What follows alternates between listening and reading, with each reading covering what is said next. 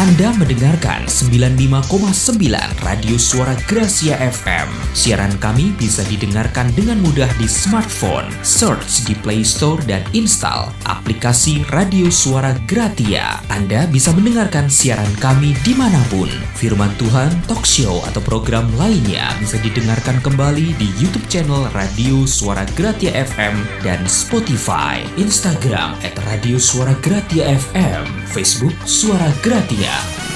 Radio Suara Gracia FM, the sound of life.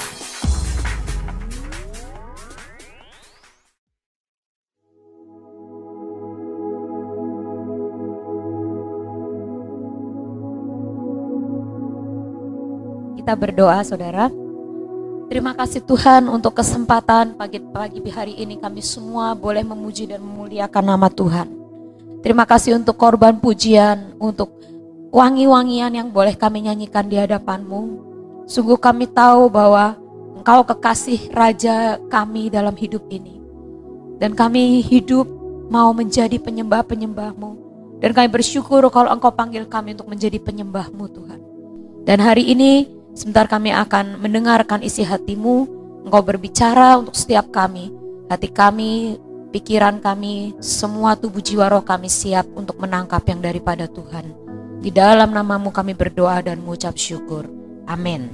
Hari ini kita akan belajar tentang 2 anak hilang.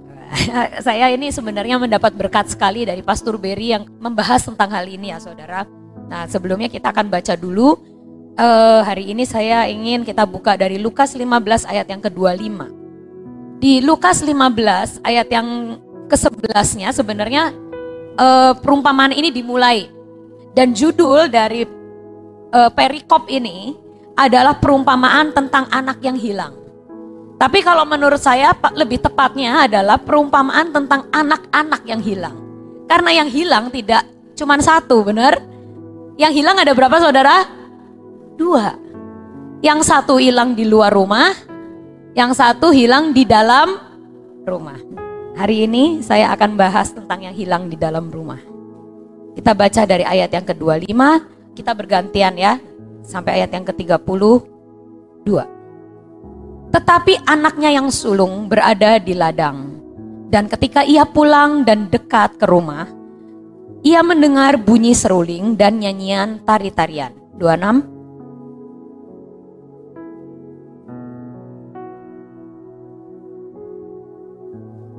Jawab hamba itu, adikmu telah kembali. Dan ayahmu telah menyembelih anak lembu tambun, karena ia mendapatkannya kembali dengan sehat.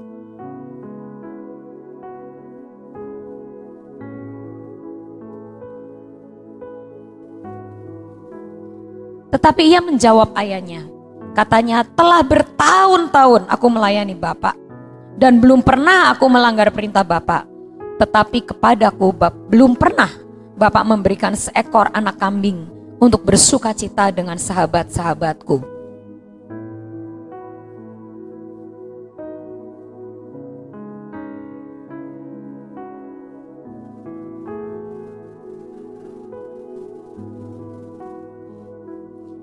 Kata ayahnya kepadanya, anakku, engkau selalu bersama-sama dengan aku, dan segala kepunyaanku adalah kepunyaanmu.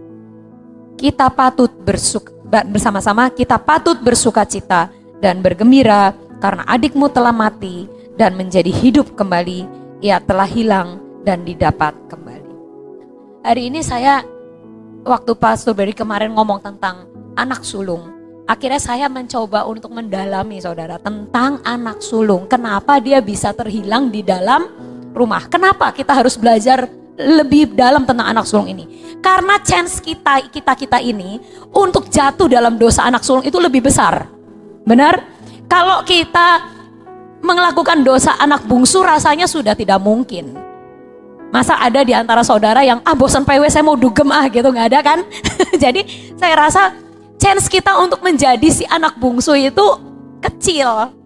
Karena kita semua itu dalam tanda kutip kalau orang ngomong orang gereja. Ngerti? Hidupnya di sini. Pagi-pagi nggak ada yang akan pengen udah gue nggak Tuhan-Tuhanan. Nggak. dengan saudara tiap pagi berkomitmen datang PW atau streaming PW jam 7 pagi, itu sudah meyakinkan saya bahwa tidak mungkin kita ini menjadi anak bungsu. Tapi kalau menjadi anak sulung, rada bisa. Karena kita orang yang tinggal di rumah Bapak. Benar? Nah, makanya hari ini kita harus belajar sungguh-sungguh. Apa jebakan Batman, apa jebakan-jebakan di depan kita yang membuat hati kita ini bisa bergeser dari anak yang tinggal di rumah Bapak, tapi bisa bersikap seperti anak sulung ini. Dan sense-nya ternyata ada. Makanya kita harus belajar, dan hari ini kita selidiki hidup kita. Apakah ada kecenderungan dalam hidup kita ini yang membuat kita bisa jadi seperti si sulung? Saya merenungkan, kenapa sih si sulung ini bisa bersikap seperti itu? Kenapa dia bisa protes sama bapaknya? Seakan-akan dia tidak menikmati apapun di rumah bapaknya. Padahal dia tiap hari tinggal di situ. Lembu, kambing, kalau dia hari ini mau makan kambing, bulan depannya mau makan lembu, boleh kok. Tapi kenapa dia sampai merasa tidak menikmati hidup di rumah bapaknya? Nah, hal pertama yang bisa membuat seringkali kita yang tinggal di rumah Bapak ini hatinya bergeser, itu adalah karena prasangka. Prasangka buruk karena beban atau kenegatifan yang terus-menerus datang di hidup kita. Saya tahu bahwa di sini pasti saudara-saudara ada yang punya anak pertama. Saya juga punya anak pertama, ya. Biasanya anak pertama itu dicekokin tentang yang namanya tanggung jawab. Betul? Kalau anak kedua tuh lebih dimaklumi biasanya, ya. Udah masih kecil, dedek masih kecil. Nah, tapi kalau yang anak gede, anak pertama biasanya memang hidupnya selalu penuh tanggung jawab. Sebelum adiknya bisa, pasti kakaknya bisa duluan. Makanya papanya akan bilang, "Kak, tolong bantu papa. Kak, tolong lakukan ini. Kak, tolong lakukan itu." Nah, anak sulung ini, ya, waktu dia protes, hal pertama yang dia omongin ke papanya adalah, "Aku bekerja mati-matian untuk papa. Semua yang papa perintahkan aku lakukan. Tapi kenapa aku gak nikmatin?" Nah, jadi biasanya ada anak-anak Tuhan yang tinggal di rumah Tuhan, merasakan relationship dengan bapaknya itu hanya berdasarkan tanggung jawab. Hanya berdasarkan tugas. Sehingga dia merasakan gini, kalau aku tugasnya gak kelar, Bapak gak sayang aku. Kalau aku tidak melakukan A, B, C, D, E secara berurutan, maka Tuhan gak sayang aku. Relationship yang seperti ini menurut saya sangat rentan. Sehingga saat dia expect mendapatkan upah, dia ngerasa gak dapat. Karena semua hanya berdasarkan tanggung jawab, keharusan, pekerjaan. Bukan berarti kita di rumah Tuhan gak boleh bekerja buat Tuhan. Karena Tuhan ngomong, kamu anak sulungku. Kamu orang yang bertanggung jawab untuk melakukan semua tanggung jawab yang aku percayakan. Banyak yang aku percayakan padamu, jiwa-jiwa, praise and worship dan sebagainya. Dan kita harus mengelola semua yang Tuhan percayakan dalam hidup kita. Karena kita adalah si sulung. Tapi jangan kita terjebak dalam perasaan dan pemikiran bahwa relationshipku sama bapakku hanyalah soal pekerjaan. Karena kalau kita tidak bisa lepas dari hal ini, maka one day kita akan ketanggor sama hal ini. Bahwa kok lelah ya, bekerja terus, tapi kok sepertinya Bapak gak care sama aku. Kok Bapak sepertinya gak mengupahi aku apapun. Kok aku gak bisa nikmatin apapun di rumah Bapak. Yang kedua adalah karena rutinitas dan kebosanan. Orang yang kerjanya, si sulung ini saya bayangin ya. Dia mungkin pagi-pagi sudah pergi ke ladang. Malam-malam baru pulang. Dan dia mungkin gak pernah ngobrol sama bapaknya. Sehingga dia berkata, aku ngelakuin tugasku, kenapa aku gak dapet? Lah ya dia kok gak nikmatin, kok gak minta ke bapaknya. Pak, aku pengen ini, Pak. Yuk kita pergi jalan-jalan, Pak. Dia nggak bisa nikmatin hidup di rumah bapak tuh, nggak bisa nikmatin. Karena pikirannya cuma tugas.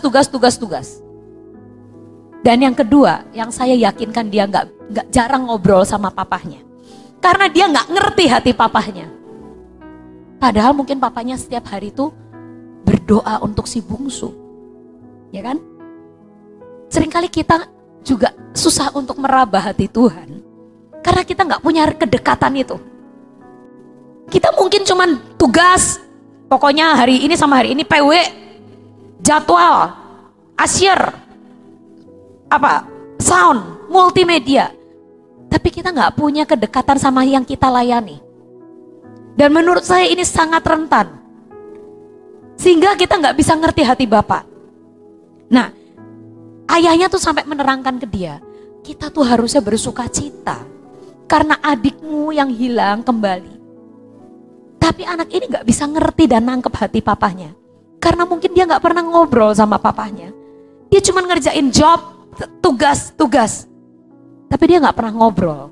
Mungkin di suatu sore kalau dia ngobrol sama papahnya di setiap sore, papahnya akan ngomong ke dia dan share hatinya. Nak, yuk doa buat adikmu. Kira-kira dia di mana ya sekarang? Papa kok kepikiran. Jangan-jangan dia ngalamin kesukaran. Jangan dia terhilang kemana gak ngerti. Dek, di mana kamu ya? Nah, jadi kalau dia punya kedekatan sama ayahnya, dia akan bisa ngerti hati papanya. Karena mungkin papanya akan share tentang beban hidupnya, curhat sama dia tiap hari. Tapi anak ini tidak pernah dengar isi hati papanya. Sampai akhirnya yang paling menyakitkan adalah orang yang penuh dengan prasangka buruk. Orang yang penuh dengan kebosanan dan kerutinitasan. Itu kadang seringkali step dari belakang. Karena tidak pernah berkomunikasi. Dia akhirnya saat papanya merasa si sulung ini baik-baik saja. Saat papanya merasa si sulung ini anak yang good. Tiba-tiba di suatu hari dia step papanya dari belakang dan berkata, engkau jahat, engkau gak sayang aku. Engkau sayang orang lain, tapi engkau gak sayang aku. Saudara, jangan sampai kita tiap hari muji Tuhan, tiap hari datang ke tempat ini, tiap hari streaming, tapi kita adalah orang-orang yang pada akhirnya berkata, Tuhan, engkau gak adil. I don't feel you. Aku gak ngerasain cintamu. Aku gak ngerasain sayangmu ke aku. Nah, jadi saudara, jangan sampai kesalahan si sulung ini nempel di hidup kita. Kemarin waktu khotbah, Pastor Berry ngomong, Mazmur 119 ayat 164. 7 kali dalam sehari, aku, Daud, memuji-muji engkau karena hukum-hukummu yang adil. Nah, saya baca di The Message. Di The Message tulisannya gini, 7 times each day, 7 kali sehari, I stop and shout praises for the way you keep everything running right. Saudara, di sini ada yang lebih sibuk dari Daud? Coba angkat tangan siapa yang klaim dirinya lebih sibuk dari Daud? Daud itu siapa saudara? Raja. Istilahnya kalau zaman sekarang dia adalah Pak Jokowi. Yang memimpin satu negara. Yang membawai banyak pemimpin-pemimpin lainnya. Dan waktu zaman dulu saya yakin Daud belum punya WhatsApp, belum punya video call. Jadi dia mungkin tiap hari akan duduk untuk dengerin keluhan-keluhan dari rakyatnya dan dari pemimpin-pemimpin. Misalnya daerah ini ada masalah, mereka nggak bisa telepon. Mereka akan datang ke istana dan akan ngobrol sama Daud. Ini adalah masalah kekeringan di sini, ini adalah masalah hama di sini, ada masalah apa? Dia tiap hari itu sangat-sangat sibuk ngurusin berbagai macam persoalan satu negara. Tapi seorang Daud bisa berkata, 7 kali dalam sehari aku berhenti. Berhenti itu maksudnya apa? Dia take rest. Dia tinggalin dulu masalahnya. Dia masuk ke kamarnya. Dan dia bercakap-cakap dengan Tuhan. Dia ambil waktu. Menurut saya, orang-orang seperti Daud inilah yang membuat hidupnya tidak pernah kepahitan sama Tuhan. Karena apa? Dia tidak seperti anak sulung. Dia hidup di rumah Tuhan, tapi dia tidak pernah bosan-bosan berkomunikasi sama Bapa di surga. Bahkan dia sampai 7 kali dalam sehari ngobrol. Dia tidak ngomong, saya kan raja, pekerjaan saya berat, saya kan sibuk banget, gak sempet lah ngobrol-ngobrol sama Tuhan. Tidak. Dia berkata, 7 kali aku stop dari apa yang aku lakukan. Dan aku meluangkan waktu untuk memuji Tuhan. Dan untuk memuji bagaimana cara dia meluruskan segala perkara. Dia ngomong gitu, for the way God keep everything running right. Kalau dia lagi ruwet, dia lagi gak tahu jalan mana yang harus dipilih, dia datang ke Tuhan dan berkata, aku stop Tuhan, dan aku mau tahu hatimu. Karena Engkau yang bisa meluruskan jalan-jalanku.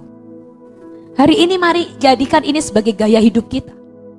Waktu itu juga Mama nambahin waktu kita ngobrol-ngobrol tentang yang 7 kali dalam sehari. Mama bilang Daniel juga sama. Daniel itu katanya adalah orang yang membawahi 120 daerah. 120 daerah saudara. Karena Daniel waktu itu bekerja sama seorang raja yang sangat luar biasa. Mereka terus expand ya. Dan Daniel itu dipercaya 120 daerah. Bayangin zaman dulu belum ada telepon. Kalau ada masalah di daerah sana, daerah sini, Daniel harus menghadapi sendiri. Tapi Daniel dalam sehari 3 kali dikatakan dia meluangkan waktu untuk berlutut menyembah Tuhan. Bahkan dia punya kebiasaan berlututnya di kamarnya, menghadap ke jendela yang terbuka. Jadi dia bukan sambil kerja sambil ngomong, enggak, dia malah lebih ekstrim. Dia benar-benar stop, masuk kamar dan berdoa. Jadi hari ini kalau kita belum sesibuk Raja Daud, kita belum sesibuk Daniel, sebenarnya nggak ada alasan buat kita ngomong aku nggak ada waktu berdoa, aku nggak ada waktu dengar suara Tuhan, aku nggak ada waktu ngobrol sama Tuhan. Nggak mungkin, karena kita belum sesibuk mereka. Saya hari ini mau bersaksi tentang hal ini ya. Saya waktu dulu pernah sebelum punya anak yang pertama, saya itu keguguran 2 kali saudara. Ini bercerita tentang anak sulung dan perasaannya. Waktu itu waktu saya hamil, yang pertama lalu keguguran, saya kedua kan berdoa, Tuhan aduh jangan keguguran lagi lah, keguguran tuh sedih gitu ya. Walaupun saya belum lihat muka bayinya, tapi waktu begitu expect dia hadir di hidup saya lalu tiba-tiba menghilang itu sama seperti kehilangan seseorang yang saya sayang. Kalau bisa jangan itulah nggak keguguran lagi. Tapi waktu itu waktu mau hamil anak yang kedua, saya itu sebelum saya hamil yang kedua, saya itu dapat ponakan di Australia. Ya. Jadi waktu itu adik saya juga hamil, lalu dia mendapat mujizat Tuhan. Ya. Dia berkata waktu itu waktu saya hamil sekitar 3-4 bulan. Waktu itu diperiksa sama dokter dan dokter ngomong kalau anak kamu ini kemungkinan besar cacat. Ya.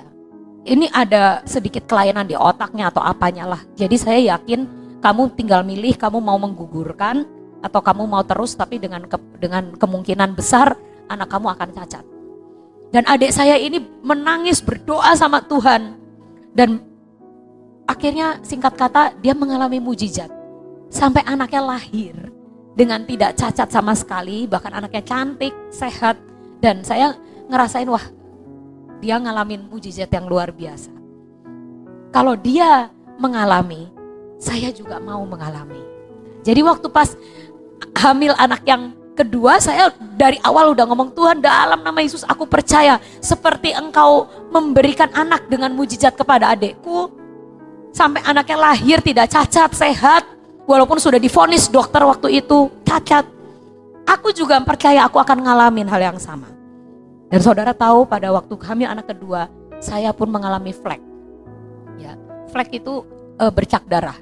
Ya, tiap kali kencing saya langsung, aduh ada bercak darah. Tapi waktu itu saya ngomong ke dokter, dok ini ada bercak darah. Oh nggak apa-apa, itu biasa kehamilan muda. Tapi lama-lama bercak darahnya tambah banyak. Akhirnya saya periksa ke Bandung. Dan waktu periksa ke Bandung, dokter yang ngomong, oh iya yang ini juga nggak jadi. Saya waktu itu ya saudara, Selama anak saya belum keluar, saya masih tiap hari berdoa, Tuhan seperti yang kau lakukan kepada adikku, aku mau ngalamin mujizat yang sama. Aku menyembah Tuhan yang sama. Tapi waktu itu ternyata setelah masuk bulan yang ketiga, akhirnya keluar juga. Waktu keluar itu ya saudara, saya sedang dalam perjalanan dari Bandung menuju Cirebon. Jadi anak itu keluar di tengah jalan di Jatinangor. Di Indomaret saudara. Ini saya belum pernah cerita sih. Jadi waktu itu saya sampai waktu pas kejadian itu, saya harus turun Indomaret. Dan akhirnya anak saya keluar di sana. Itu saya sampai, lemas saudara. Karena apa? Saya mengharapkan mujizat yang sama terjadi buat adik saya. Saya mau ngalamin. Dan saya beriman, Tuhan bisa, nyawa di tangan Tuhan. Hembuskan saja nafas kehidupan, maka jantung itu akan berdetak. Saya percaya Tuhan bisa. Tapi waktu itu saya ngalamin. Sampai waktu itu, waktu bersih-bersih di Indomaret, di WC Indomaret itu, saya masih kuat saudara. Ya, waktu itu padahal orang kalau keluar itu kan lemes banget. Tapi waktu itu saya masih tegar. Soalnya pas saya ngeliat Freddy udah lemes. Udah gak apa-apa kok, beresin, bersihin. Lalu saya pulang ke Cirebon. Tapi waktu di Cirebon, lemesnya baru kerasa. Lemesnya baru kerasa. Dan waktu lemah itu, saya seminggu minta off PW. Saya masih ingat, karena saya alasannya tuh masih lemes banget gitu, karena banyak darah keluar. Tapi waktu itu sebenarnya bukan malas PW. Tapi saya ini hatinya lagi seperti si sulung. Saya berkata, Tuhan, apa sih alasanmu untuk aku gak bisa nikmatin? Kenapa sih Tuhan mudah bagimu untuk sebenarnya memberi nafas hidup buat anak ini? Untuk engkau hembuskan aja nafas hidup, maka anak ini akan hidup. Kok sampai aku harus 2 kali mengalami hal yang sama? Dan padahal yang menyedihkan lagi, karena seringkali kita tuh dapat pembanding saudara. Nah, ini yang seringkali bikin kita hatinya bergejolak. Kayak si sulung ini sebenarnya kan tadinya gak apa-apa. Tapi begitu adiknya datang, dapat berkat lembu tambun, dapat pembanding, hatinya sakit. Saya waktu itu juga ngalamin gitu. Karena adik saya baru terima mujizat, maka waktu saya gak dapat mujizat, saya pahit. Saya kecewa. Waktu itu akhirnya seminggu saya mendekam di kamar. Dan saya berurusan sama Tuhan. Tapi yang untungnya saya lakukan adalah saya tidak meninggalkan Tuhan, tidak mutung sama Tuhan. Tapi saya seperti Daud. Saya belajar mengerti hati Tuhan. Daud pernah berkata, seperti hewan aku di dekatmu, aku gak ngerti. Tapi engkau angkat aku dan kau buat aku mengerti. Nah itu yang harus kita lakukan saat kita kecewa. Itu yang harus kita lakukan saat kita lagi bertanya-tanya dan belum dapat jawaban. Lalu kita datang ke Tuhan. Tuhan, apa maksudmu? Buat aku kenal hatimu. Buat aku kenal keinginanmu. Buat aku ngerti maksudmu. Supaya aku gak kecewa lagi. Dan waktu itu, saudara tahu di saat saya lagi seminggu itu gak pergi kemana-mana. Saya di kamar. Tiba-tiba Tuhan taruh lirik lagu tentang ruang pesta. Saudara tahu lagu yang bawalah aku ke ruang pestamu di hadiratmu. Itu lagu yang saya kata-katanya dapatkan saat saya sedang ada di titik yang paling rendah. Waktu saya keguguran. Tuhan berkata, nak, engkau itu sudah ada di ruang pesta. Seperti bapaknya ngomong ke anaknya, nak, you are home. Kamu di rumah. Kenapa kamu merasa kekurangan? Kenapa kamu merasa kesulitan? Kenapa engkau merasa Tuhan gak sayang? Saudara di sini, siapa yang kalau masuk ke ruang pesta merasa khawatir gak dapat makan? Ada saudara yang pergi ke ruang pesta, masuk, ngasih angpau di depan, lalu begitu masuk, aduh saya dapat makan gak ya? Aduh, bakso gorengnya saya dapat gak ya? Capcainya dapat gak ya? Ada yang khawatir banget gak dapat makan saat di ruang pesta? Gak ada. Saat masuk ruang pesta, yang kita lakukan, kita lihat dan kita nikmati apa yang disediakan buat kita. Tuhan berkata, kamu sudah hidup di rumahku, kamu sudah hidup di ruang pestaku. Kenapa mental kamu seperti orang yang meminta-minta dan merasa tidak akan mendapat apa-apa? Jangan punya mental seperti orang pengemis. Kalau pengemis minta belum tentu dikasih. Tapi kita adalah anak. Kita adalah orang yang hidup di ruang pestanya Tuhan. Sehingga kita yakin kita akan dapat bagian kita. Amin. Kita harus punya mentalitas seperti orang yang hidup di ruang pesta, karena Tuhan ngomong, engkau itu kuundang ke ruang pestaku. Jangan seperti pengemis. Kalau pengemis itu 50-50. Kalau dikasihani dapat, kalau tidak dikasihani ya ngeplos, zong. Kita bukan orang yang seperti itu. Kita adalah anak-anak yang tinggal di rumah Bapa. Kita akan dapat bagian kita. Kita dapat berkat kita pada waktu yang Tuhan tentukan. Jadi hari ini jangan kecewa. Jangan takut tidak mendapatkan. Tuhan sudah sediakan porsinya masing-masing. Kemarin waktu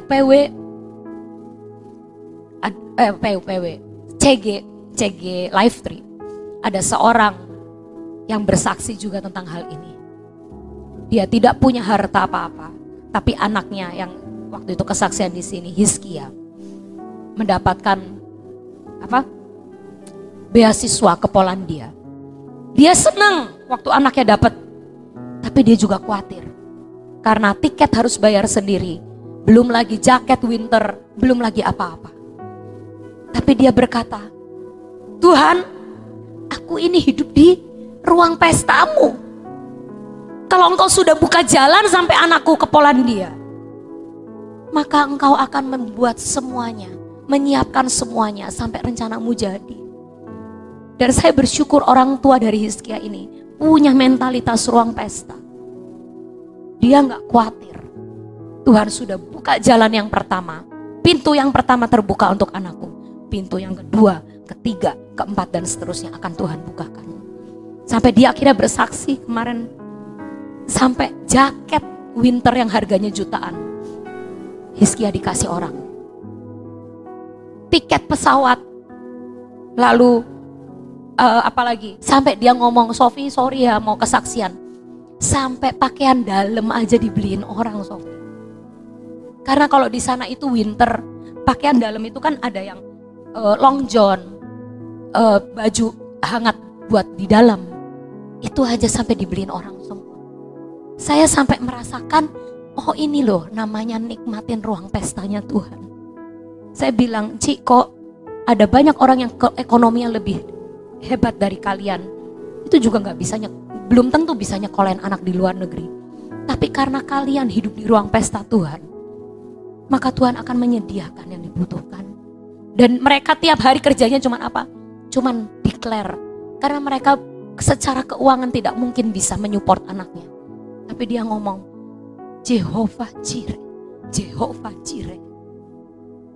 Saya sampai waktu dengar kesaksian itu, thank you Lord. Karena mereka bisa menikmati ruang pesta Tuhan. Dan hari ini mari kita, anak-anak Tuhan, si sulung di rumah Bapa, jangan kecewa sama Tuhan. Tuhan adalah Bapa yang baik, yang memberikan bagiannya kepada anak-anaknya. Jangan iri sama si bungsu, jangan iri sama berkatnya orang lain. Tapi kita tahu kita akan terima bagian yang terbaik di rumah Bapa. Tetap miliki relationship yang indah dengan Tuhan. 7 kali dalam sehari, tinggalkan dulu apa keruwetan kita. Dan berkata, Tuhan, komunikasi sama Tuhan. Karena dikatakan di sini, Tuhan yang membuat semuanya berjalan dengan baik. For the way you keep everything running right. Tuhan yang bisa membuat hidup kita running right, berjalan baik.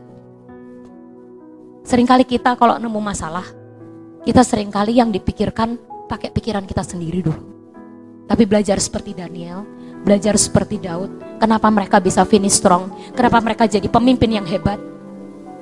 Ternyata kuncinya adalah dalam keruwetan masalah mereka, mereka gak pakai pikiran dulu, tapi mereka ngadep Tuhan dulu untuk menyelesaikan masalah-masalah mereka.